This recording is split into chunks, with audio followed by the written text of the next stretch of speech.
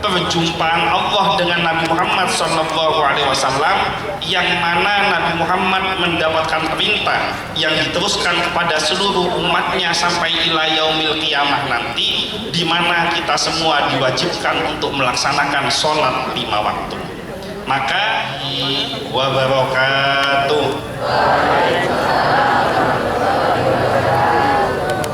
Alhamdulillah, alhamdulillahilladzi anzalas sakinata fi qulubil mu'minin liyazdadu imanan ma'a imanihim. Asyhadu an la ilaha illallah wahdahu la syarikalah wa asyhadu anna muhammadan abduhu wa rasuluh la nabiyya wa la rasula ba'dah. Allahumma salli wa sallim ala sayyidina Muhammad al-fatih lima ughliqa wal khatimi lima sabaqa nasiril haqqi bil haqqi wal hadi ila siratikal mustaqim wa ala alihi haqqa qadrihi wa miqdarihil azim, amma ba'du. Kepada yang saya hormati dan yang saya muliakan, Bapak Kepala Sekolah SMP Negeri 2 Jember beserta seluruh Dewan Guru, kepada yang saya banggakan seluruh siswa dan siswi SMP Negeri 2 Jember, mudah-mudahan perjumpaan kita pada pagi hari ini menjadi wasilah penyebab terkabulnya semua hajat dan keinginan kita, terhapusnya semua dosa-dosa kita, dan kita mendapatkan syafaat dari Nabi Muhammad SAW. Tadi saya dapat informasi, Ustadz tolong nanti jangan panjang-panjang. Kenapa? Karena kasihan para siswa berjemur pagi-pagi kepanasan. Tapi berdasarkan info dari dunia kesehatan, salah satu cara untuk mengusir COVID itu adalah harus sering-sering berjemur. Jadi kira-kira gimana? Tahan berjemur atau tidak? Berarti kuat sampai nanti jam 1 siang. Hadirin hadirat yang dimuliakan oleh Allah, kita langsung kepada tema yang akan dibahas pada pagi hari ini, yaitu temanya Isra Mi'raj. Kita jadikan sholat sebagai benteng keimanan yang kokoh di masa pandemi COVID-19. Kalau kita berbicara tentang peristiwa Isra wal Mi'raj Nabi Muhammad SAW, ada banyak hikmah yang bisa kita ambil, mulai dari alasan kenapa terjadinya peristiwa Isra wal Mi'raj, kemudian proses perjalanan Nabi Muhammad SAW dari Masjidil Haram menuju Masjidil Aqsa, naik ke langit pertama sampai langit ketujuh, berkunjung ke surga dan neraka, berjumpa dengan Allah di Sidratul Muntaha. Tetapi inti dari peristiwa Isra wal Mi'raj Nabi Muhammad SAW, puncaknya adalah perjumpaan Allah dengan Nabi Muhammad SAW, yang mana Nabi Muhammad mendapatkan perintah yang diteruskan kepada seluruh umatnya sampai ila yaumil qiyamah nanti, di mana kita semua diwajibkan untuk melaksanakan sholat 5 waktu. Maka pada pagi hari ini, karena yang dibahas adalah bab sholat, dan memang Isra Mi'raj dan Maulid ini ada perbedaan. Kalau Maulid itu ulang tahunnya Nabi Muhammad, tapi kalau Isra dan Mi'raj itu ulang tahunnya ibadah sholat. Maka pada pagi hari ini saya hanya ingin menyampaikan 3 manfaat kalau kita istiqomah menjaga sholat 5 waktu kita, tidak pernah sekalipun kita meninggalkan sholat 5 waktu kita sampai nanti ajal menjemput kita. Yang pertama, orang yang istiqomah menjaga sholat 5 waktunya, mulai dia mengerti tentang tata cara, syarat, rukun dan wajibnya sholat, dijaga mulai dari dia tahu sampai dia wafat, maka Allah tidak akan menempatkan orang tersebut melainkan berada di dalam kedudukan yang dimuliakan oleh Allah. Kalau dia menjadi seorang pedagang, pasti dia akan menjadi pedagang yang diberkahi oleh Allah. Kalau dia menjadi seorang pegawai, pasti dia akan menjadi pegawai yang punya kedudukan yang dimuliakan oleh orang-orang di sekelilingnya. Kenapa? Karena sholat ini adalah ibadah yang paling mulia dibandingkan semua ibadah yang ada di dalam ajaran agama Islam.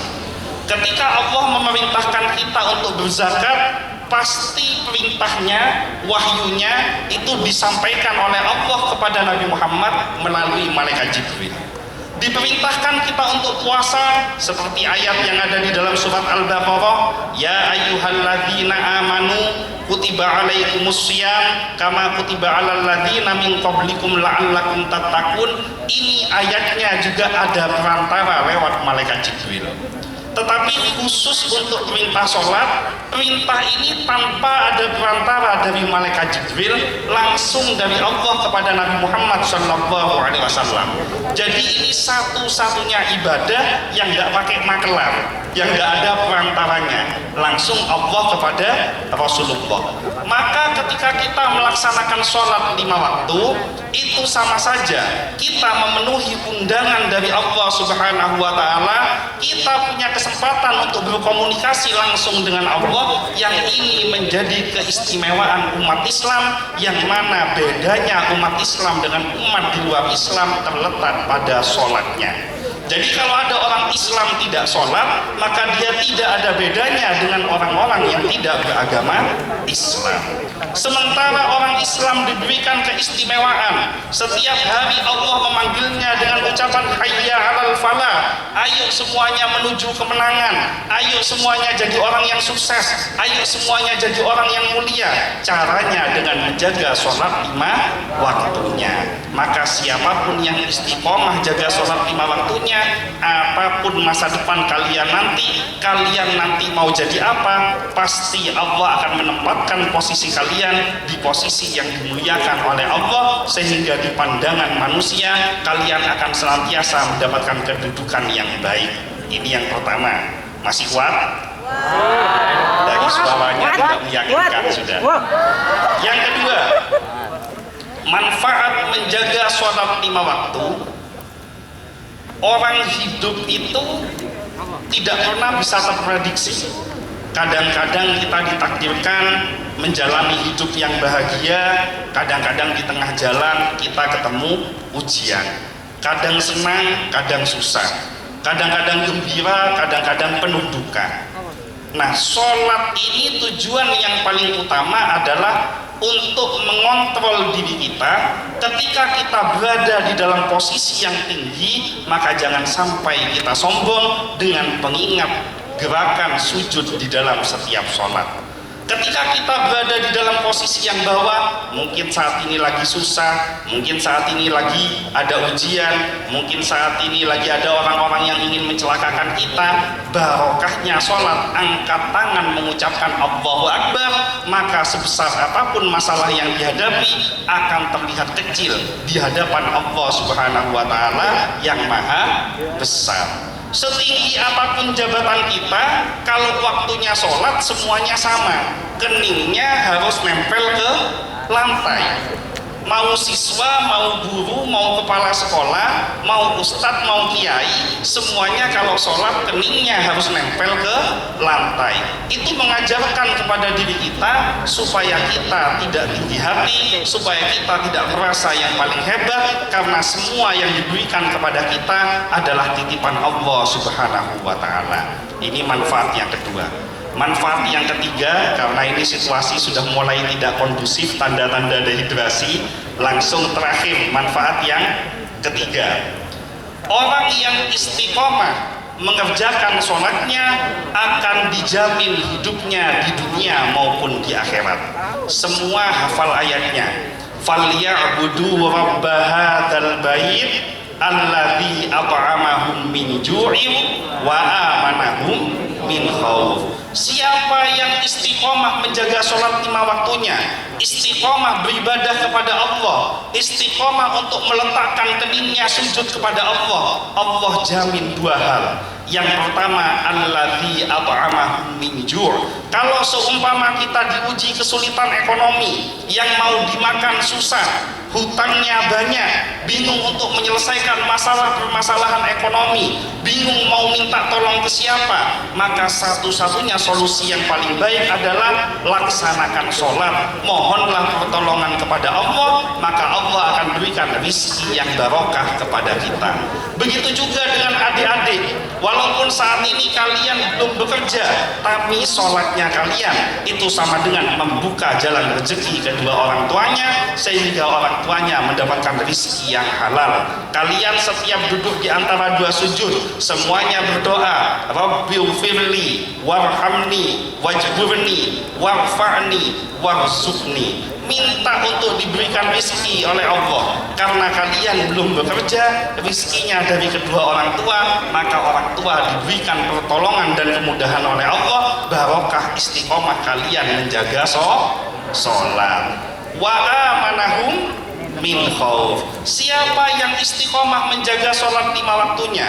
Ada orang yang ingin merencanakan kejatuhannya, ada orang yang ingin mendolimi dirinya, ada orang yang ingin mencelakakan dirinya, muncul kegelisahan, muncul kekhawatiran, muncul ketakutan, maka tidak ada solusi yang paling baik selain mendekatkan diri kepada Allah dengan memperbaiki kualitas sholatnya. Kalau kita sudah dekat dengan Allah, Allah akan kasih wa amanahum min khauf, diberikan rasa tenang, diberikan rasa damai di dalam hatinya dalam menghadapi setiap ujian yang ada di hadapannya.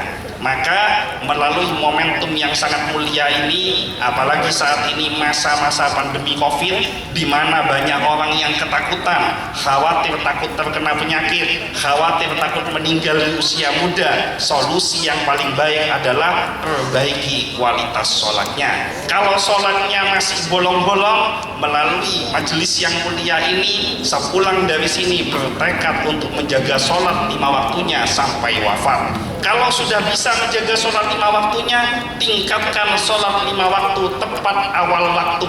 Adzan dikumandangkan, tidak usah menunda-nunda, langsung laksanakan sholat 5 waktu.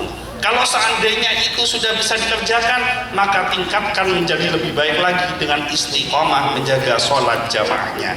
Mudah-mudahan semua yang hadir pada pagi hari ini, baik seluruh siswa, seluruh dewan guru, dan juga saya pribadi, semuanya mendapatkan pertolongan dari Allah, diberikan keistiqomahan di dalam menjaga sholat 5 waktunya, diberikan istiqomah menjaga iman Islamnya, diselamatkan dari berbagai macam mara bahaya. Semua anak-anak yang hadir pada pagi hari ini, semuanya menjadi anak yang solih dan solihah, masa depannya masa depan yang cerah, dan bisa membanggakan kedua orang tua beserta gurunya, dan kita semua menjadi umat yang dibanggakan oleh Nabi Muhammad sallallahu alaihi wasallam. Ala hadiniyah wa ala kulli niyatin sholihatin wa ila hadratin Nabil Mustafa Muhammadin sallallahu alaihi wasallam. Syaulillailahumul Fatihah. Bismillahirrahmanirrahim. Alhamdulillahirabbil alamin arrahmanir rahim maliki yaumiddin. Iyyaka na'budu wa iyyaka nasta'in. Ihdinas siratal mustaqim. Shiratal ladzina an'amta 'alaihim ghairil maghdubi 'alaihim waladdallin. Mungkin itu saja yang bisa saya sampaikan, kurang lebihnya mohon maaf. Wallahul muwaffiq ila aqwamit thoriq, wabillahi taufiq wal hidayah. Wassalamualaikum warahmatullahi wabarakatuh.